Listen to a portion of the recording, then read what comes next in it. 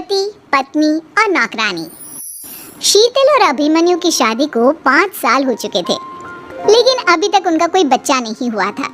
इसकी वजह से शीतल और अभिमन्यु परेशान रहते थे, लेकिन उन दोनों से ज्यादा परेशान थी शीतल की सास, यानी अभिमन्यु की माँ जानकी देवी। जानकी देवी चाहती थी कि जल्दी से जल्दी उनकी गोद में पोता या पोती आ जाए, और इसीलिए वो अपनी बहू शीतल को लेकर एक दिन हॉस्पिटल पहुंची।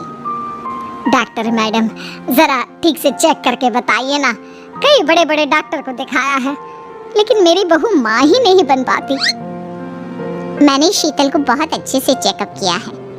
देखिए, बात यह है कि शीतल के अंदर माँ बनने की कैपेसिटी नहीं है। ये आप क्या कह रही हैं डॉक्टर साहब? कोई तो इलाज होगा ना, कोई दवाई दे दीजिए। देखिए, कुछ प्रॉब्लम ऐसी होती है जिनका कोई ट्रीटमेंट नहीं होता। आई एम सॉरी टू से, लेकिन शीतल कभी माँ नहीं बन सकती, क्योंकि उसके यूट्रस में अंदर से ही कुछ प्रॉब्लम है। घर आने के बाद क्या हुआ माँ? कहाँ लेकर गई थी आप शीतल को? अरे कहाँ लेकर जाती, डॉक्टर मैडम के पास ले गई थी, लेकिन तेरी बीवी तो कभी माँ बन ही नहीं सकती। मम्मी जी, इसमें मेरी क्या गलती?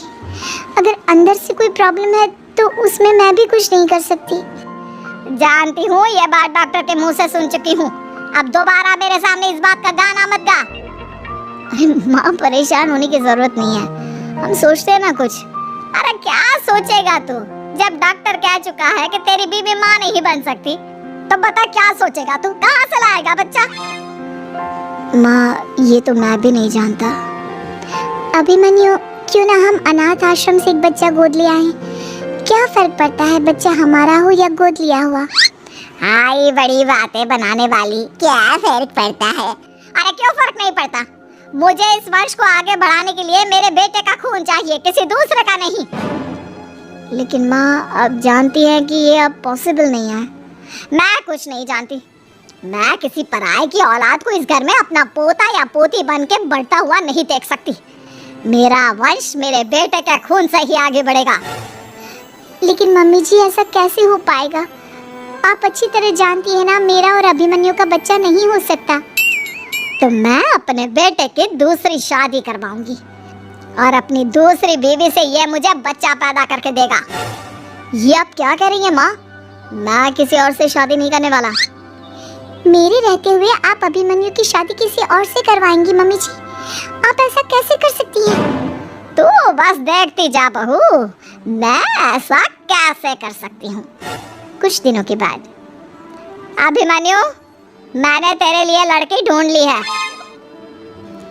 माँ, मैं आपको कितनी बार समझाऊं, मुझे किसी से शादी नहीं करनी है।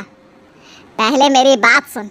ये जो चमेली है ना, हमारे घर में काम करने आती है, वो तुझसे शादी करने के लिए तैयार है। मम्मी जी, आप अभिमन्यु की शादी एक नौकरानी के साथ करवाएंगी? वो इसलिए क्योंकि चमेली दिखने में बहुत खूबसूरत है, बच्चा भी सुंदर ही होगा। मम्मी जी, लेकिन एक बच्चे के लिए अपने बेटे की शादी नौकरानी के साथ करवाना, क्या ये सही है? अगर अभिमन्यु ने शादी नहीं की ना, तो मैं अपनी जान दे दूंगी। अब देख लो, अगर तुम्हें अपनी माँ की जान प्यारी है तो तुम्हें इस नौकरानी के साथ शादी करनी ही होगी। इस तरह जानकी देवी अपने बेटे अभिमन्यु की शादी नौकरानी चमेली के साथ करवा देती है। कुछ दिनों के बाद, नौकरानी से मालकिन बनके तो मजा आ गया, अब तो मैं इस घर की मालकिन हूँ। देखो, अपने आप को ज्यादा मालकिन समझने की कोशिश मत करो। एक बार तुम्हारा और अभिमन्यु का बच्चा इस दुनिया में आ जाए, उसके बाद तुम इस घर से हमेशा के लिए चली जाना। अरे जाओ जाओ, किसी और के आगे बातें बनाना, एक बच्चा तो पैदा नहीं कर सकी। बढ़िया आई, जाओ जाकर मेरे लिए कॉफी बना कर लाओ। नौकरानी मैं हूँ या तुम? मम्मी जी, देखिए ना, शीतल मुझसे किस तरह से बात कर रही है। शीतल, तुम्हें पता है ना चमेली प्रेग्नेंट है, मेरे बेटे के बच्चे की माँ बनने वाली है। वो जैसा कहती है वैसा करो। लेकिन मम्मी जी, वो मुझे नौकरों की तरह ट्रीट कर रही है। अरे तो करेगी ना, वैसे भी बहू तुम हो किस काम की, एक बच्चा तो पैदा नहीं कर सकती। जाओ अब घर के सारे काम करो और चमेली को आराम करने दो। थैंक यू मम्मी जी, भगवान आपका भला करे। आप नहीं होती तो मैं नौकरानी से महारानी कैसे बनती?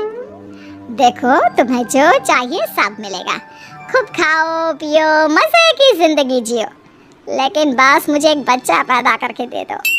कुछ दिनों के बाद, मम्मी बच्चे के लिए आपने मेरी शादी चमेली के साथ करवा तो दी, लेकिन दिन और रात का चैन मिट गया है। सारा दिन शीतल और चमेली की बहस चलती रहती है।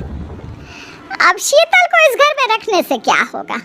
मैं तो कहती हूँ उसे घर से निकाल दो, है भी किस काम की। मैं ऐसा नहीं कर सकता माँ, वो मेरी पत्नी है, उससे बहुत प्यार करता हूँ मैं। तुम्हारी पत्नी चमेली है, चमेली, उससे प्यार करो। अरे तुम्हारे बच्चे को जन्म देने वाली है वो। अभिमन्यु, मैं खुद ही इस घर से चली जाती हूँ। वैसे भी अपने ही घर में नौकरों की तरह रहकर परेशान हो चुकी हूँ। घर की नौकरानी मेरे ऊपर हुक्म चलाती है, वो तुम्हारी पत्नी बन चुकी है। अब मेरा इस घर में क्या काम? अभिमन्यु के बार बार रोकने पर भी शीतल उस घर से चली जाती है। कुछ दिनों के बाद चमेली एक बच्चे को जन्म देती है। भगवान ने मेरी सुन ली, मेरे बेटे का घर भर गया, उसका अपना बच्चा इस दुनिया में आ गया। मम्मी जी, बच्चे को हाथ लगाने से पहले मेरी एक शर्त सुन लो। तुम कहना क्या चाहती हो चमेली? आपकी मम्मी को बहुत शौक था ना अपने पोते को खिलाने का। अब देखो, इस दुनिया में हर चीज की कोई ना कोई कीमत तो होती है। तुम अपनी आधी प्रॉपर्टी मेरे नाम कर दो, बच्चा तुम्हारे नाम। अरे लेकिन मैंने अपने बेटे से तुम्हारी शादी करवाई है, अब ये सौदेबाजी कहाँ से आ गई? जो औरत अपनी बहू को घर से निकाल कर एक नौकरानी के साथ अपने बेटे की शादी करवा दे, वो तो सौदेबाजी कर ही सकती है ना। उसका कैसे भरोसा कर सकते हैं? मुझे बस आप लोगों की प्रॉपर्टी चाहिए, उसके बाद ही बच्चे को आप हाथ लगा सकते हैं। मैंने कहा था ना मम्मी, आप गलत कर रही हैं। देखिए, उसका नतीजा आपके सामने है। जब शीतल को पता चलता है कि अभिमन्यु और चमेली का बच्चा दुनिया में आ गया है, तो वो अपने घर पहुंचती है। अभिमन्यु, कहाँ है आपका बच्चा? क्या मैं उसे देख सकती हूँ? कुछ भी मत पूछो शीतल, माँ की हुई एक गलती हम लोगों पर भारी पड़ रही है। वो नौकरानी अपनी औकात पर आ गई है और अब हमसे अपनी आधी प्रॉपर्टी मांग रही है, वो भी बच्चे के बदले में। एक बात कहूँ अभिमन्यु, आप उससे कुछ भी देने से मना कर दो।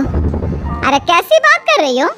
मेरे बेटे की औलाद है उसके पास, ऐसे कैसे मना कर दे? मम्मी जी, वो अभिमन्यु का बच्चा नहीं है, वो चमेली और उसके बॉयफ्रेंड का बच्चा है। ये तुम क्या कह रही हो शीतल? ये देखिए वीडियो, चमेली और उसका बॉयफ्रेंड आपस में बातें कर रहे हैं कि उन दोनों ने मिलकर आपको बेवकूफ़ बनाया है और अब इस बच्चे के बदले आपसे प्रॉपर्टी भी हड़प लेंगे। हे भगवान, ये मुझसे क्या हो गया? ना तो बच्चा मिला और अपने बेटे की नौकरानी के साथ शादी करवा दी सो अलग। अब क्या होगा? मुझे माफ़ कर दो शीतल, मेरी वजह से तुम्हें बहुत तकलीफ हुई है। अभिमन्यु, मैंने कहा ना, उस नौकरानी को उसके बच्चे सहित इस घर से बाहर निकाल दो। लगता है मेरे अभिमन्यु का बाप बनने का सपना अधूरा ही रह जाएगा। अभिमन्यु, अपनी मम्मी से कहो कि परेशान ना हो। आपको याद है एक बार हम एक IVF सेंटर गए थे, मैंने फिर से वहाँ जाकर बात की थी और आपको पता है इस बार मैं प्रेग्नेंट हूँ, क्योंकि हमने वहाँ पर प्रोसीजर करवाया था जिसकी वजह से मैं प्रेग्नेंट हो गई थी। और इस बात का पता मुझे बस कुछ महीने पहले ही लगा है। हमारा बच्चा इस दुनिया में आने वाला है अभिमन्यु। मुझे माफ़ कर दो शीतल बहू, मुझसे बहुत बड़ी गलती हो गई। कोई बात नहीं माँ, लेकिन अब हमें उस धोखेबाज नौकरानी को इस घर से बाहर निकालना है और इस घर की मालकिन को वापस घर लाना है, वो भी अपने बच्चे के साथ।